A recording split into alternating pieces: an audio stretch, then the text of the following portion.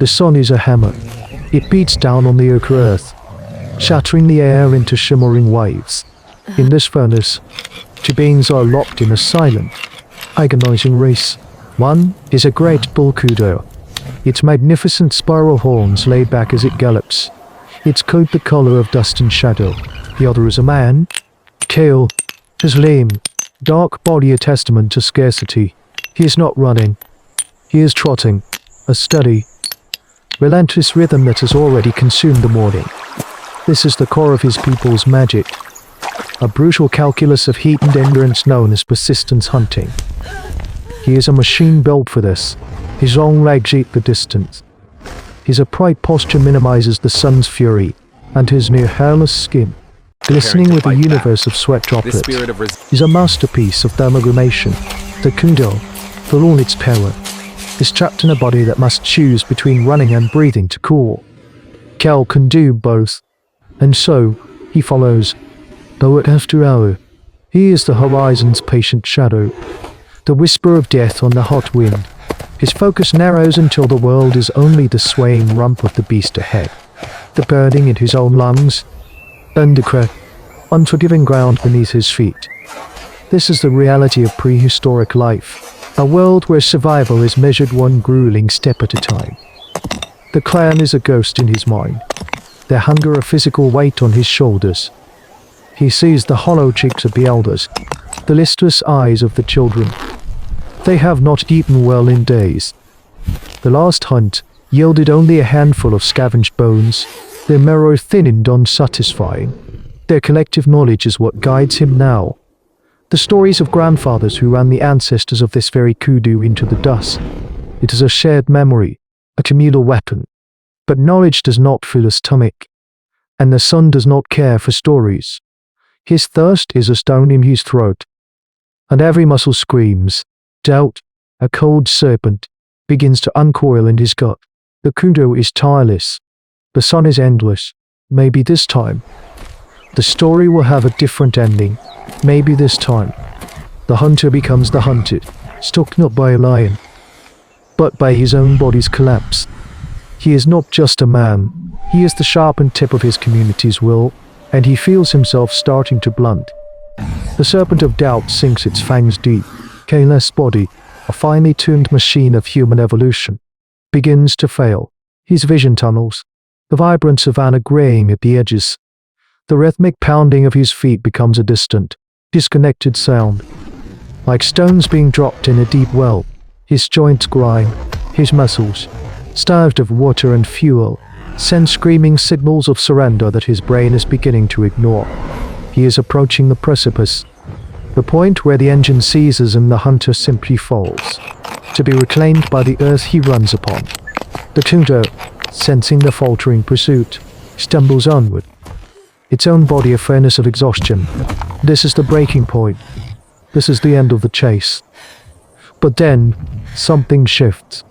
It is not a choice. It is a chemical cascade, a floodgate opening in the deepest, most ancient part of his mind. The pain does not vanish, it is silenced. A quiet roar fills him, a wave of impossible warmth that starts in his skull and pours down his spine. The screaming in his muscles fades to a hum, the stone in his throat dissolves. A strange lightness enters his limbs, and the ground no longer feels like an enemy. It feels like it is pushing him forward. He is running, but he is also floating, a passenger in his own body. He has entered a liminal state, a place between agony and ecstasy, between life and a kind of living death. He looks at his own hands, scraped and dry, and feels no connection to their pain. They are merely tools, and they are working perfectly. This is the hidden gift of his anatomy, the secret whisper of the endocannabinoid system, a reward for pushing the flesh past all rational limits, for a creature locked in a cycle of exertion and survival. It is the ultimate evolutionary advantage, a way to run through the wall of pain. But Kale knows none of this. He only knows that the sun is no longer a hammer, but a warm hand on his back. The world, once fading to grey, is now incandescent with color. He sees every blade of grass, every twitch of the kudu a profound, Almost divine calm settles over him. He feels no fear, no desperation. He feels only a serene and terrible purpose. The kudu looks back. It's great. Dark eyes wide with an animal terror that goes beyond exhaustion. It sees a new thing on the horizon. Not the struggling man who had been its shadow all day, but a tireless ghost. A smiling predator whose stride is now as smooth and inevitable as the turning of the earth. It closes the distance, and the final moments of the hunt are not a struggle, but a ritual. He feels the life of the great beast pass through the spear. A brief tremor, and then stillness. He stands over the kill, his chest heaving, his body drenched in sweat, but his mind is silent, fierce, and terrifyingly clear. The journey back is a waking dream. Kale carries the heavy heart and liver of the kudu, the most vital part, wrapped in its own hide. The weight is real, but he feels it from a great distance. He walks not with the stumbling gait of a man who has run to the edge of death, but with a measured, almost gliding pace. When he arrives at the familiar rock shelter, the small figures of his clan stir, their faces etched with the anxiety of a long wait. The sight of the blood-darkened hide brings a ripple of relief, a collective exhalation of breath. The children run forward, their hunger making them brave, but they stop short when they see his face. It is not the face of a triumphant hunter. There is no grimace of exhaustion, no boastful fire in his eyes. He is calm. His gaze seems to pass through them, fixed on a horizon only he can see. He lays the meat down without a word and moves to the water skin, drinking deeply but with an unnerving detachment. The elders approach. Enough. The old woman whose memory holds the clan's hominid history places a wrinkled hand on his forehead. She expects to feel the lingering heat of his exertion, the tremors of a body pushed to its limit. Instead, his skin is cool, his posture placid. She peers into his eyes and sees not the man she has known since his birth, but a deep, still pool. Something has looked out from behind those eyes. The spirit of the hunter, she whispers, and the words are not a question. It is the only explanation that fits. The clan falls silent, the joy of the kill now mingled with the primal law.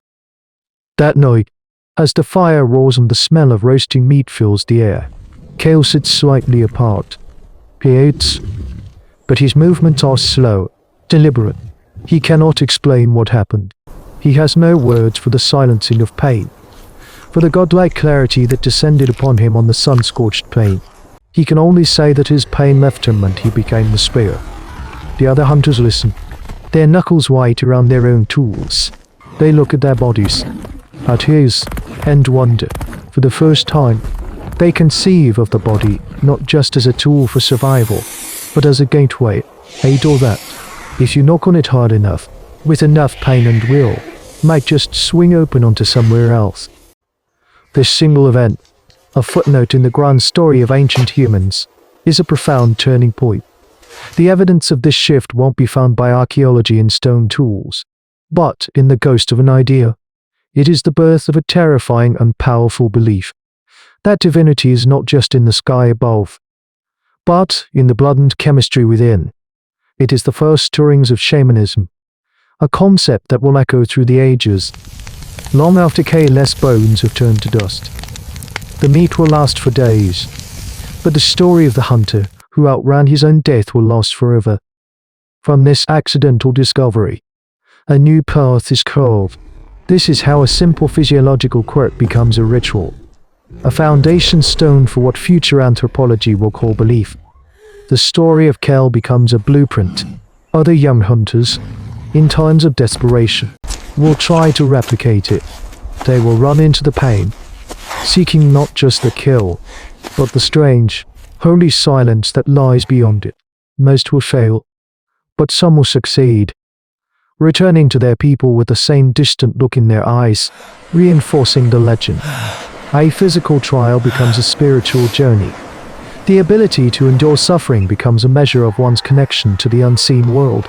Millennia later, this same instinct will manifest in 1,000 different forms, in the fasting mystic, the meditating monk, the soldier pushing through a forced march, The modern marathon runner chasing that same elusive high. The god Kale found was not an external spirit that possessed him. It was a ghost in his own machine, a chemical key unlocking a door in his own mind. His profound and terrifying experience teaches us that before we ever look to the heavens for gods, we first found them raging in our own veins. The chronicle is a river, and we are but stones in its bed, feeling the weight of the water that has passed and the current yet to come. At last, What happens they when the collapse tool on becomes a weapon against our own kind?